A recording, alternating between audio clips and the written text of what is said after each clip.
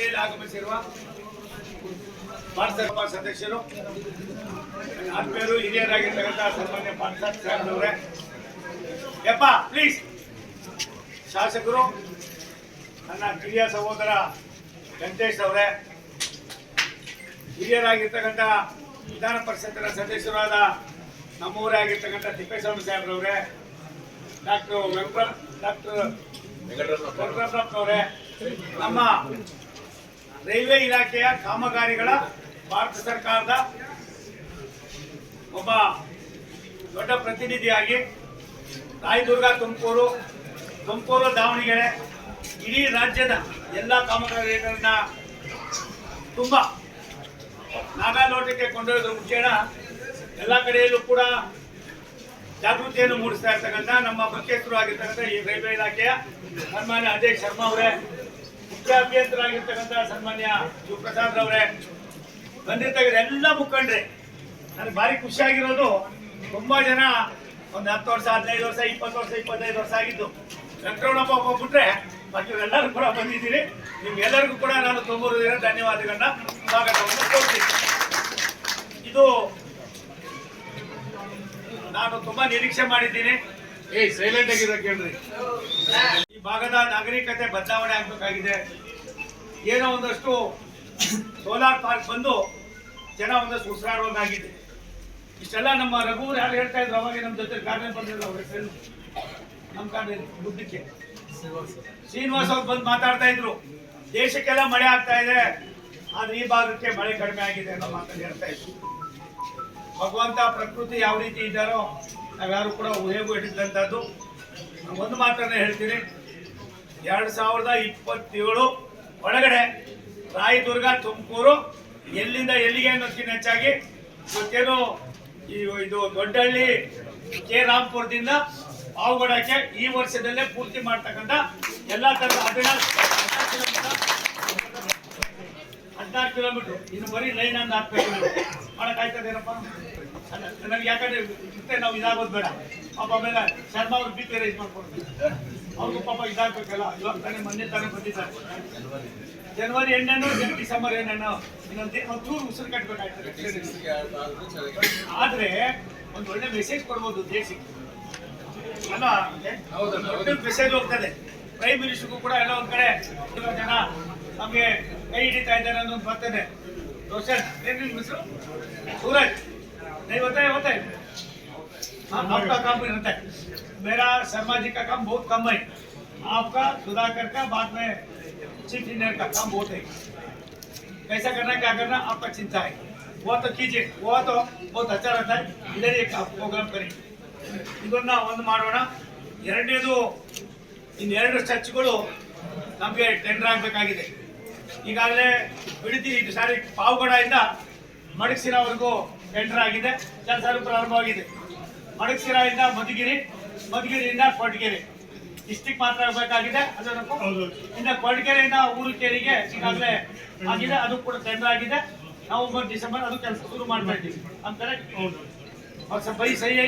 ಅದ್ರ ಜೊತೆಗೆ ರಾಷ್ಟ್ರದ ಪ್ರಧಾನಮಂತ್ರಿಗಳು ಸನ್ಮಾನ್ಯ ನರೇಂದ್ರ ಮೋದಿ ಅವರು ಏನಪ್ಪ ನೀವು ಈ ದೇಶದಲ್ಲಿ ಇರ್ತಕ್ಕಂಥ ರೈಲ್ವೆ ಗೇಟ್ಗಳನ್ನ ತೆಗಿಬೇಕು ಅಂತ ತೀರ್ಮಾನ ಮಾಡಿ 11 ವರ್ಷದಲ್ಲಿ 13,200ಕ್ಕೂ ಮೇಲ್ಪಟ್ಟು ರೈಲ್ವೆ ಗೇಟ್ಗಳನ್ನ ಕಂಪ್ಲೀಟ್ ಮಾಡಿರ್ತಕ್ಕಂಥ ಉದಾಹರಣೆ ನಿಮ್ಗಿದೆ. ಇವತ್ತು ನಾವು ಇಲ್ಲೇನ್ ಮಾಡ್ತಾ ಇದ್ದೀವಿ ಎಲ್ಲವನ್ನು ಕೂಡ ನಾವು ಮಾಡ್ಕೊಂಡು ಹೋಗ್ತೀವಿ. ನ್ಯಾಷನಲ್ ಹೈವೇನವ್ರು ಬಂದಿದ್ದಾರೆ, ಹಾಕೊಂಡು ಎಲ್ಲಿದ್ದಾರೆ ನ್ಯಾಷನಲ್ ಹೈವೇನವರು? 2 प्लेसेस में अभी हमारा ट्रैक आ रही है, उधर दोनों क्या किए बताता है, आपको बताता है, बाद में देखिए सर, आप भी देखिए.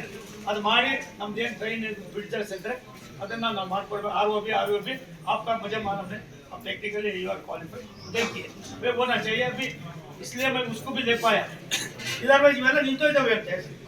ಒಂದು ಇದ್ರೆ ಮಾತ್ರನೇ, ಒಬ್ರಿಗೊಬ್ರು ಕೈ ಜೋಡಿಸಿದ್ರೆ ಮಾತ್ರನೇ ಚಪ್ಪಾಳೆ. ಒಂದೇ ಕೈನಲ್ಲಿ ಮಾಡೋದು ಆಗೋದಿಲ್ಲ. ಯಾವ್ಯಾವ ಇಲಾಖೆ ಇದೆ, ರಾಜ್ಯ ಸರ್ಕಾರ ಇರ್ಬೋದು, ಭಾರತ ಸರ್ಕಾರ ಇರ್ಬೋದು, ಒಂದು ನಾಣ್ಯದ 2 ಮುಖಗಳಾಗಿ ಕೆಲಸ ಮಾಡಬೇಕು. ಅಭಿವೃದ್ಧಿ ಅಂದಾಗ ರಾಷ್ಟ್ರದ ಪ್ರಧಾನಮಂತ್ರಿಗಳು ಒಂದು ಸಂದೇಶ ಕೊಡ್ತಾರೆ, ಚುನಾವಣೆಯನ್ನ ಗಮನದಲ್ಲಿ ಇಟ್ಕೋಬೇಡಿ, ಅಭಿವೃದ್ಧಿಗೆ ಆದ್ಯತೆ ಕೊಡಿ. ಪ್ರಾಯಶಃ ನನಗನ್ನಿಸ್ತದೆ ಇನ್ನು 1 ವರ್ಷದಲ್ಲಿ ಒಂದು ಕಾಲು ವರ್ಷದಲ್ಲಿ ನೀವು ರಾಯದುರ್ಗದಲ್ಲಿ ಕುಂತ್ಕೊಂಡ್ರೆ ತುಮಕೂರಿನಲ್ಲಿ ಇಳಿಬಹುದು. ತುಮಕೂರಿನ ಮತ್ತೆ ನೀವು ದಾವಣಗೆರೆಗೆ ಹೋಗೋದು ಕೂಡ ಒಟ್ಟು 400 ಕಿಲೋಮೀಟರ್ ದೂರದ ರೈಲ್ವೆ ಲೈನ್ಗಳನ್ನ ಒಂದೇ ಒಂದು ಜಿಲ್ಲೆಗೆ ನೀವು ವ್ಯಾಪ್ತಿಗೆ ಕೊಟ್ಟಿರ್ತಕ್ಕಂಥದ್ದು ದೊಡ್ಡ ಕೆಲಸ. ಅದು ರಾಯದುರ್ಗದಿಂದ ತುಮಕೂರು, ತುಮಕೂರಿಂದ ದಾವಣಗೆರೆ, ಪಾವಗಡದಿಂದ ತಿರುಪತಿಗೆ ಡೈಲಿ ಮಾಡ್ಬೇಕು, ಮಾಡೋಣ, ಏನ್ ತೊಂದರೆ ಇಲ್ಲ. ಇವೆಲ್ಲ ಒಂದು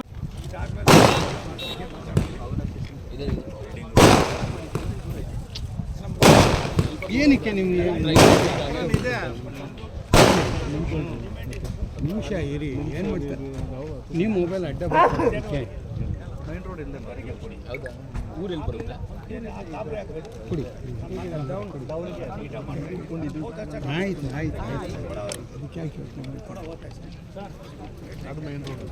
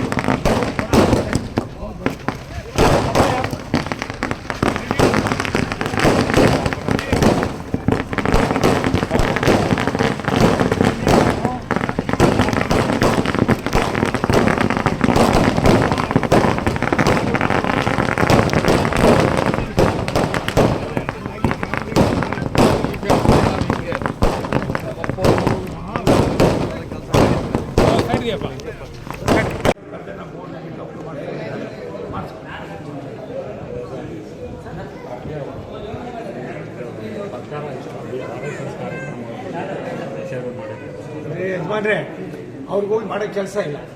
ನಿಮಗೂ ಯಾಕೆ ಕೆಲಸ ಇಲ್ಲ, ನಮಗೂ ಯಾಕೆ ಕೆಲಸ ಇಲ್ಲ? ನಮಗೆಲ್ಲ ಮಸ್ತ್ ಕೆಲಸ ಇದೆ. ಒಂದು ತಿಳ್ಕೊಳ್ಳಿ, ದೇಶದ ಇತಿಹಾಸ, ಈ ದೇಶದಲ್ಲಿ RSSನವರ ತ್ಯಾಗ ಬಲಿದಾನ ಅನ್ನೋದಕ್ಕಿಂತ ಮುಂದಿನ ಪೀಳಿಗೆಗೆ ಇರೋದು ಇಡೀ ವಿಶ್ವದಲ್ಲಿ ಒಂದೇ ಹಿಂದೂ ರಾಷ್ಟ್ರ, ಅದು ಭಾರತ. ಇನ್ನೊಂದು ರಾಷ್ಟ್ರ ನಾವು ಹುಡುಕೋಕ್ಕಾಗೋದಿಲ್ಲ. ಎಲ್ಲ ಒಂದು ಕಡೆ ಡೋಲಾಯಮಾನ ಪರಿಸ್ಥಿತಿಯನ್ನು ತಂದು ಬೇರೆಯವರಿಗೆ ಬೇರೆ ನೂರಾರು ದಿವಸಗಳಿವೆ, ಬದುಕೋದಕ್ಕೆ ದಾರಿ ಇದೆ. ನಮಗೆಲ್ಲಿದೆ? ಇರೋದು ಒಂದೇ ದೇಶ. 3 ವರ್ಷ ಇತಿಹಾಸ RSS ಇದೆ. ಆದ್ದರಿಂದ ವಿನಂತಿ ಮಾಡೋದು ವಿಷಯ ಮಾಧ್ಯಮದವರಿಗೆ, ಪದೇ ಅವರೇನೋ ಯಾವ್ಯಾವುದಕ್ಕೆ ಏನೇನು ಮಾಡಬೇಕು ಅದನ್ನು ಮಾಡೋದು ಬಿಟ್ಟು ಬೇರೆ ಏನೇನೋ ಮಾಡ್ತಾವ್ರೆ. ಅವ್ರ ಹತ್ರ ಏನಾಗಿದೆ, ಖಜಾನೆ ಖಾಲಿಯಾಗಿದೆ. ಜನರ ಭಾವನೆಯನ್ನು ಬೇರ್ಪಡೆ ಮಾಡ್ತಕ್ಕಂಥದ್ದು ಏನೋ ಮಾಡ್ತಾ ಇದ್ದಾರೆ. ಅದ್ರ ಬಗ್ಗೆ ಪದೇ ಚರ್ಚೆ ಮಾಡೋದು ಬಿಟ್ಟು ನಾನು ಸರ್ಕಾರಕ್ಕೆ ವಿನಂತಿ ಮಾಡ್ತೀನಿ, ದಯವಿಟ್ಟು 224 ಕ್ಷೇತ್ರದಲ್ಲಿ ಎಲ್ಲೆಲ್ಲಿ ಭಾರಿ ಮಳೆ ಆಗಿ ಅನಾನುಕೂಲ ಆಗಿದೋ ಆ ಜನರ ನೆರವಿಗೆ ಹೋಗಿ, ರೈತರ ನೆರವಿಗೆ ಹೋಗಿ.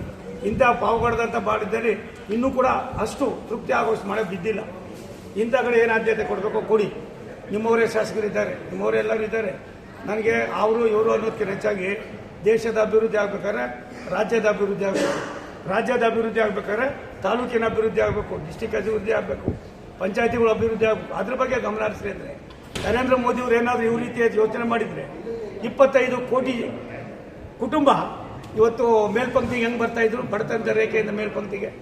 ಅದನ್ನು ಮಾಡ್ರಪ್ಪ ಅಂದರೆ ಗಣೇಶನ್ ಮಾಡೋ ಅಂದರೆ ಅವ್ರ ಅಪ್ಪನ ಮಾಡ್ಕೊಂಡು ಕುಂತ್ಕೊಂಡು ಅವ್ರಿಗೆ ನೀವು ಕರೆಕ್ಟಾಗಿ ತುದಿ ಹೊತ್ಕೊಂಡು ಇರೋದು ಬೇಡ. ದಯವಿಟ್ಟು ನಾನು ಸರ್ಕಾರಕ್ಕೆ ಆಗ್ರಹ ಪಡಿಸೋದಿಷ್ಟೇ, ಇಂಥವೆಲ್ಲ ಬಿಡಿ ಕ್ಷುಲ್ಲಕವಾದ ವಿಚಾರನ. ಈ ದೇಶವನ್ನು, ನಮ್ಮ ದೇಶದ ಇತಿಹಾಸವನ್ನು, ನಾವು ನಡೆದು ಬಂದ ದಾರಿಯನ್ನು RSS ಮಾಡಿರ್ತಕ್ಕಂಥ ಒಂದು ದೊಡ್ಡ ಕೆಲಸವನ್ನು ನಾವೆಲ್ಲ ಒಂದು ಕಡೆ ಬೇರೆ ರೂಪಕ್ಕೆ ಉಪಯೋಗಿಸ್ಕೊಳ್ಳೋದು ಬಿಟ್ಟು ಮುಂದಿನ ಪೀಳಿಗೆ ನೆಮ್ಮದಿ ಶಾಂತಿಯಿಂದ ಬದುಕೋದಕ್ಕೆ ಅವರು ಕೊಡುಗೆಯನ್ನು ಕೊಟ್ಟಿದ್ದಾರೆ.